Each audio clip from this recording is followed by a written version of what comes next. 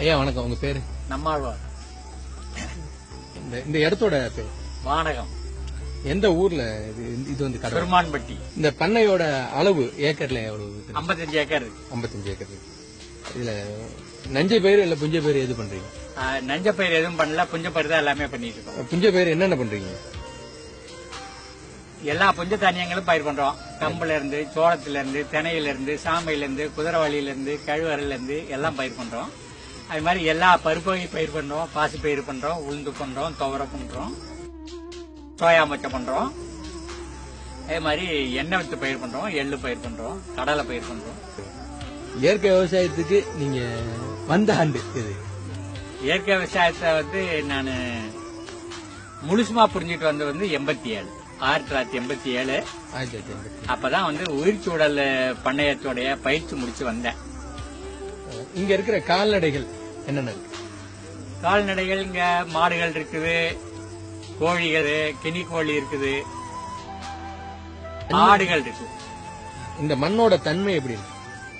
மண்ணோட தன்மை வந்து பெரும்பாலும் வந்து இது மண் அரிப்பு மீதியும் நடைபெற்ற சரல் கலந்த பூமி. சரல் கலந்த பூமி. இது சந்தை நிலவரம் சொல்லுங்க. சந்தை நிலவரம் இப்போ இதுவரையிலும் கடவுருக்கு கடத்திற்கு வேணுங்கிற காய்கறிகளை தான் அனுப்பிச்சுக்கிட்டு இருந்தோம். மறுபடியும் நம்ம உற்பத்திக்காக வேண்டிய விதைகளை உற்பத்தி பண்ணி இருந்தோம். இந்த ஆண்டுல வந்து நிறைய சந்தைக்கு அனுப்போம்னு நினைக்கிறேன். இந்த வெங்காயத்தை பார்த்தா உங்களுக்கு தெரியும். இவ்வளவு வெங்காயத்தை நாங்களே சாப்பிட போறோம். நீங்க புரிந்த சாதனை அப்படின்னு சொல்லுங்க. நாங்க ஓராண்டுக்கு முன்னாடி இந்த இடத்துல கால் வைக்கும்போது இதுல செடி வளருங்கிற நம்பிக்கை எங்களுக்கே கூட இல்ல. இந்த மண்ணை வந்து ஓராண்டுக்குள்ள மாத்திருக்கோம் பாருங்க. எங்க செடியை பிடுங்கினாலும் கீழே 4 மண்புழு அதுல வேர்ல சுத்திட்டு வருது. இந்த மண்ணை ஓராண்டுக்குள்ள மாத்திருக்கோம் பாருங்க. இதை நான் பெரிய சாதனையா பார்க்கிறேன். இயற்கை விவசாயத்துல சராசரி ஆண்டுக்கு எவ்வளவு வருமானம் கிடைக்கும் அப்படின்னு? இயற்கை விவசாயத்துல வந்து இப்போ இது நம்ம கணக்கு போறது ஒன்றும் சுலபம் கிடையாது. ஏன்னாக்க இப்ப நான் மட்டும் வேலை செய்யல, நிறைய பணியாளர்கள்லாம் வேலை செய்யறாங்க. பணியாளர்கள் முழு பயிற்சி பெறும்போது என்ன செய்ய முடியும்னா இயற்கை வேளாண்மையில ஒரு ஏக்கருக்கு 1 லட்சம் ரூபாய் எடுக்கலாம். இயற்கை விவசாயத்தால் அடைந்த பயன் அப்படின்னு? இயற்கை விவசாயத்தால அடைந்த பயன் அப்படின்னாக்கா நம்ம வந்து ஒன்னும் நிலம் வந்து ரசாயனங்களை கொண்டதுனால மலடா போயிருக்குது. இது மறுபடியும் உயிர் பெற்று வருது.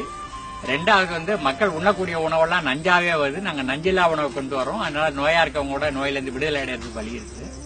இயற்கை வேளாண்மை வந்து மரம், கால்நடை எல்லாத்தையும் இணைக்கிறோம். அதனால 6 மாச பயிர்னாக்கா 6 மாசம் நிலம் சும்மா கிடக்குது. மானாவாரி நிலம் கூட ஆண்டு முழுதும் பலன் தரணும்னாக்கா மரம், கால்நடை, பயிர் 3ஐயும் இணைக்கணும். அது செஞ்சிருக்கோம். உங்க சொந்த அனுபவத்திலிருந்து விவசாயிகளுக்கு நினைக்கிறது என்ன? அதாவது யார்கிட்டையும் போய் யோசனை கேட்டுக்கிட்டு இருக்காங்க. கண்ணில் பாக்கிறத பார்த்துட்டு நீங்க உங்களுடைய நிலத்தை என்ன செய்யுங்கிறத நீங்க முடிவு பண்ணுங்க. நன்றிங்க. வணக்கங்க.